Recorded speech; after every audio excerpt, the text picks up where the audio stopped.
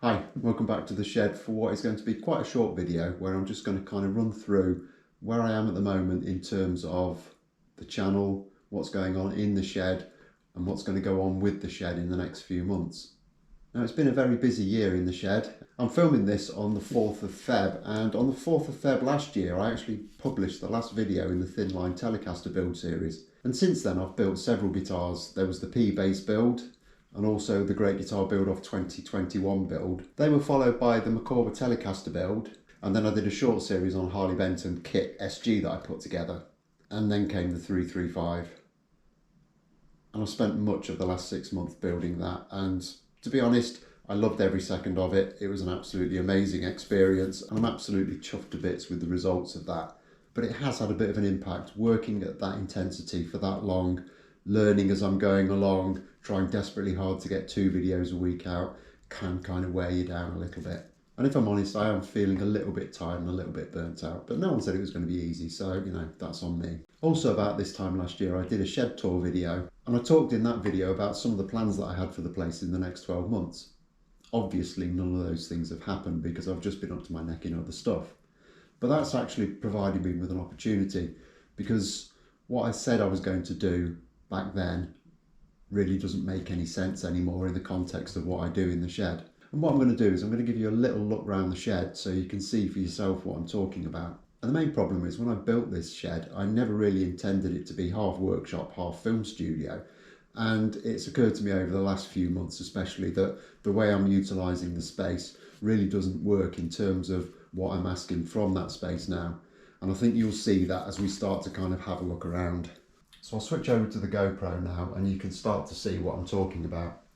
And this will give you a little sneaky peek behind the scenes at the Shed of Dreams. And as you can see, I've got the lights, which are probably way too bright to be pointing the camera at the moment, which take up a huge amount of space on the floor, and the tripod and the monitor behind it.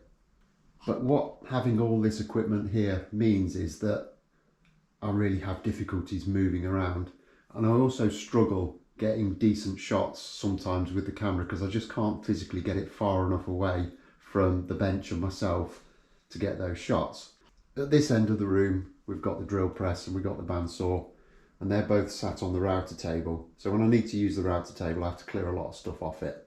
And then we've got a racking unit in the corner, which if we can get out of the way of the light you might be able to see.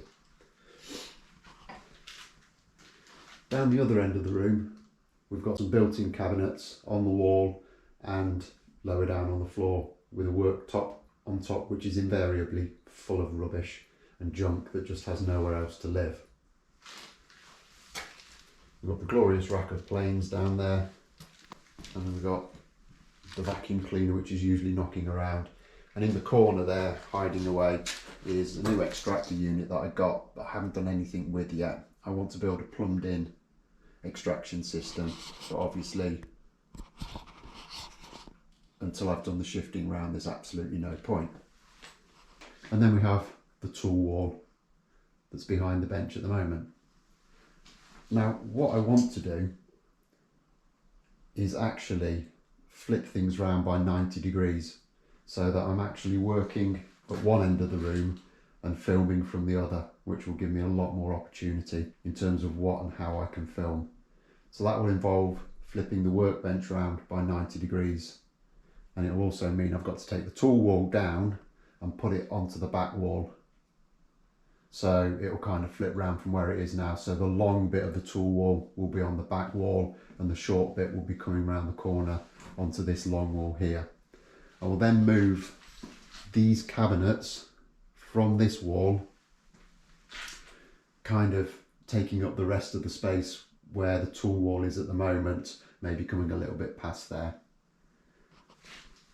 The base units I'll probably split into 2 sets. One set will go underneath the window where all this junk and timber and sheets of MDF and stuff is now,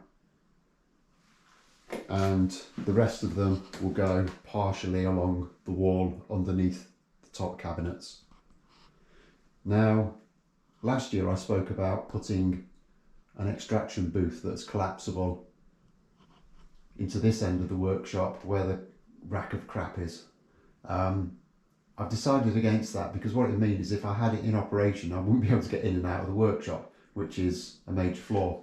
So instead, what I'm going to do is when I've flipped round and removed these cabinets, I will actually put it into this corner. There's two advantages there. It means I can operate the workshop more normally. I can use the bench and everything while I'm doing a bit of spraying. Hopefully there won't be too much overspray with the extraction in place. And it also means I can come in and out of the workshop without having to collapse it every time.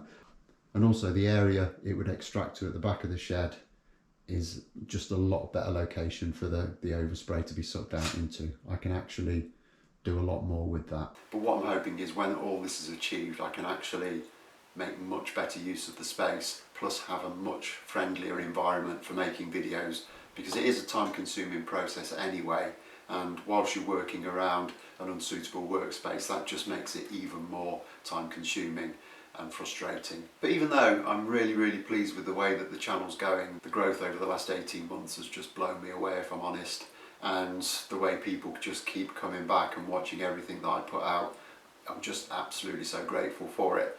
But I do feel that I could do better. So I think the new filming setup will help. I have invested recently in some new equipment and I'm finding my way around that now, so hopefully that's going to kind of improve the quality somewhat. And I think the time has also come for me to move on from the editing package that I've been using from the outset when I was filming stuff on my phone and not really understanding what it was I was trying to achieve. I think now I need something that's going to be able to give me much better results and much better quality. And the upshot is all of this is going to take quite a lot of time. And if you combine that with my need to take a slight step back and not maybe work so hard on all this for a little while, it can only really lead one place. So after much deliberation, I've taken the decision that I'm going to cut down on my output a little bit for the next kind of maybe 6 to 8 weeks. So instead of doing 2 build videos every single week, I'm going to cut that back to 1. I might infill that with the occasional short video on the upgrades to the workshop and where I'm at with those. You'll probably see them taking shape in the background of the build videos. Now I appreciate that that's not what a lot of you might want to be hearing right now, but trust me, I think it is for the greater good. And hopefully when that period's over, we'll have a much better place to work. And that will also pay dividends in the quality of content that I'm able to get out to you guys. So I'm going to go away now, break out the laptop, open SketchUp and start generating those plans for the workshop. I've already started work on the next project. The first episode's filmed and is being edited, and that'll be live on Monday evening, and then I'll be posting an episode every Monday until it's finished. So stick with me for a short while and hopefully before long we'll be back bigger and better than ever before. Thanks a lot for watching. Bye bye.